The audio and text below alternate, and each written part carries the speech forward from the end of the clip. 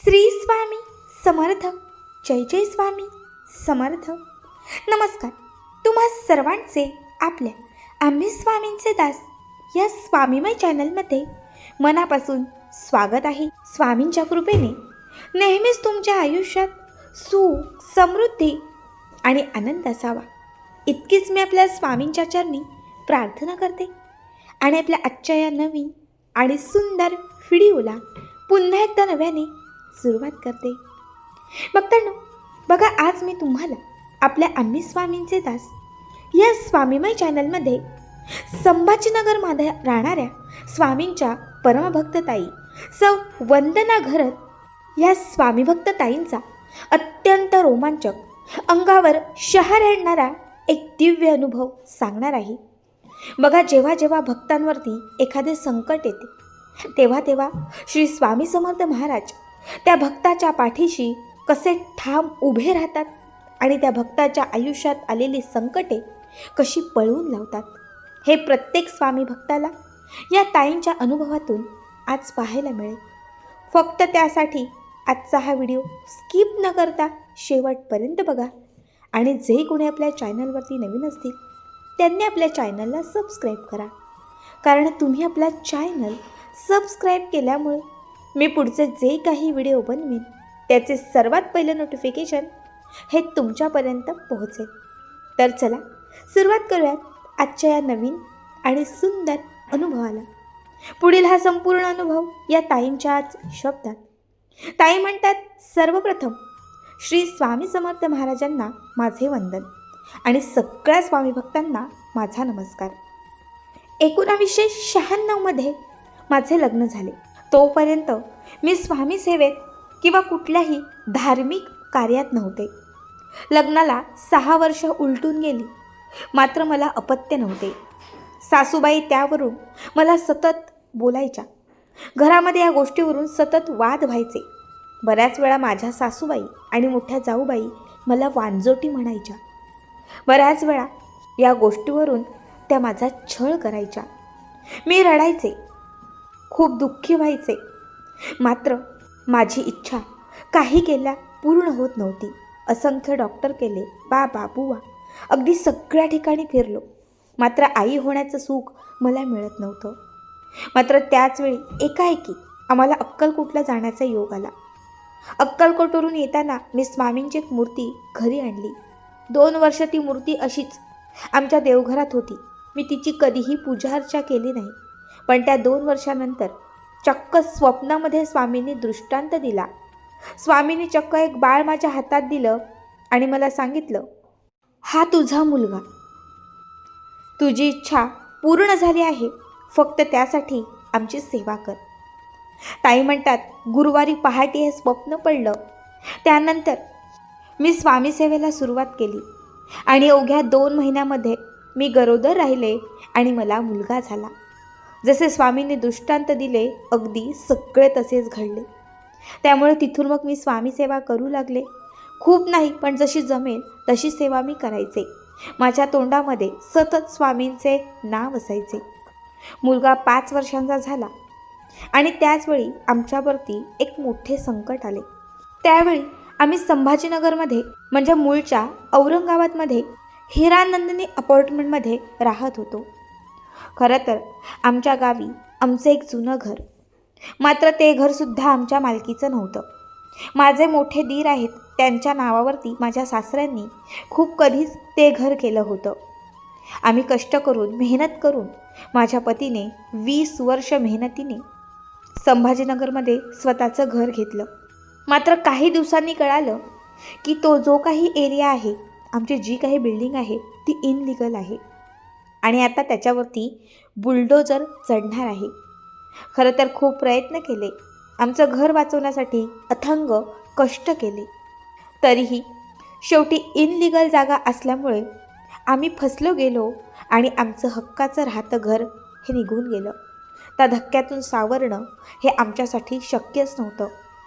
मात्र आमच्या मुलासाठी आम्ही पुन्हा हिंमत एकवटली. त्याच भागामध्ये आम्ही भाड्याने राहू लागलो. मी कामाला जायचे. माझे पतीसुद्धा एका कंपनीमध्ये काम करत होते.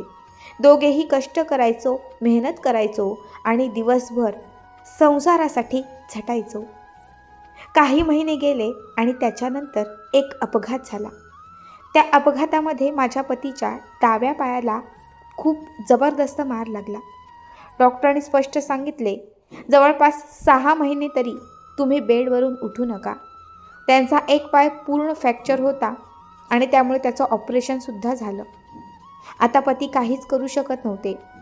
मला भाडं भरायचं होतं, माझ्या पतीचं हॉस्पिटल बघायचं होतं, त्याशिवाय बाकीसुद्धा खर्च होता. त्यावेळेस मला जेमतेम 3,500 रुपये पगार होता. त्या पगारांमध्ये काही महिने मी माझ्या घरातलं निभावलं. पण त्यानंतर असं झालं की माझ्या पतीला डायबिटीस होती आणि त्या डायबिटीसमुळे त्यांचं जे ऑपरेशन झालं होतं तिथेच एक जखम झाली. काही दिवसांमध्ये ती जखम प्रचंड वाढू लागली. त्या जखमेचे रूपांतर अत्यंत मोठ्या जखमेमध्ये झाले.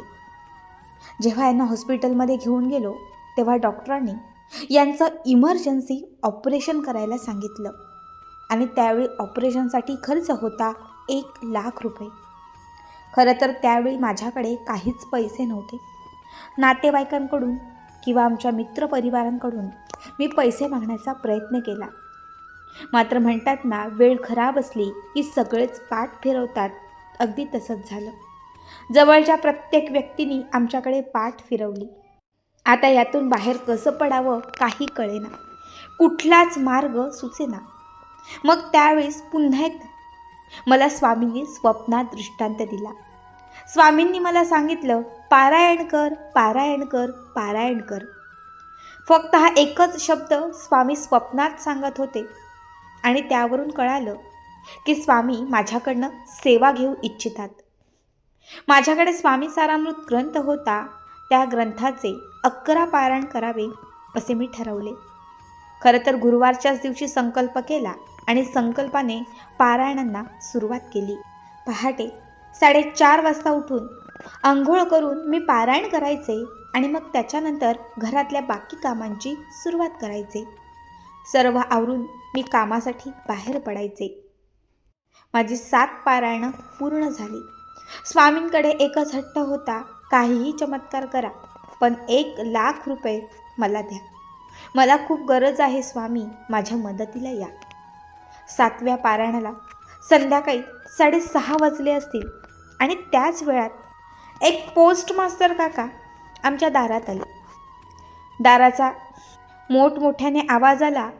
उघडून बघते तर पोस्टमास्टर दादा दारात उभे होते. त्यांनी एक पत्र माझ्या हातात दिले आणि त्यानंतर ते निघून गेले. मग मी ते पत्र उघडून पाहिले. खरं तर त्यामध्ये इंग्लिश लिहिले होते आणि इतके काही इंग्लिश मला येत नव्हते. मग दुसऱ्या दिवशी ते पत्र मी माझ्या ऑफिसमध्ये घेऊन गेले. माझ्या मॅनेजर साहेब ज्या आहेत, खरं तर त्या मला अक्षरशः मैत्रिणीसारख्या जवळच्या आहेत. मी त्यांना ते पत्र दाखवले तेव्हा त्यांनी सांगितले की तुमचे पती अगोदर कुठल्या कंपनीमध्ये कामाला होते. मी त्यांना कंपनीचे नाव सांगितले.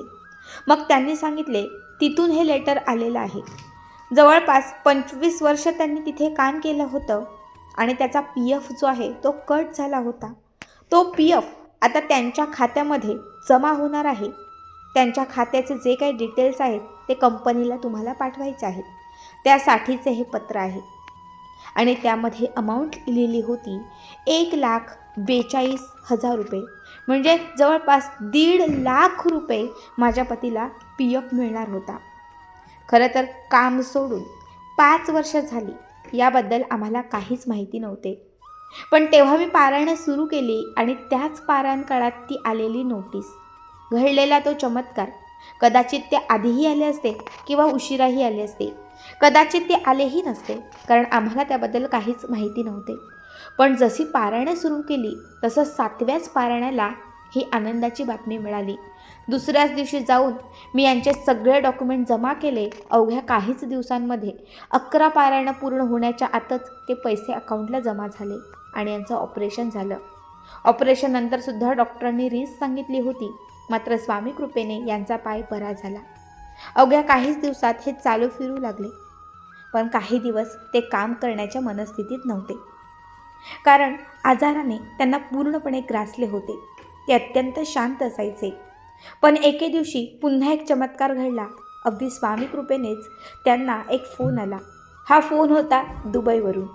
ताई म्हणतात तुम्हाला खोटं वाटेल, पण दुबईमधून हा फोन होता, जो यांच्याच ओळखीतल्या एका मोठ्या साहेबांचा होता.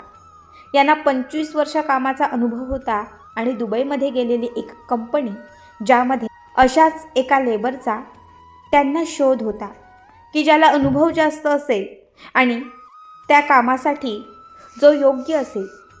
तर माझ्या मॅनेजर साहेबांनी माझ्या मिस्टरांचं नाव त्या कंपनीमध्ये सुचवलं होतं. त्यामुळे त्या दुबईमधून यांना फोन आला आणि मग यांनी विजा वगैरे काढला आणि अवघ्या काहीच दिवसात हे दुबईला गेले.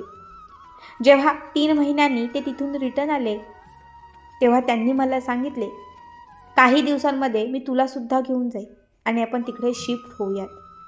स्वामी कृपेने त्यानंतर आमचे आयुष्य बदलत गेले.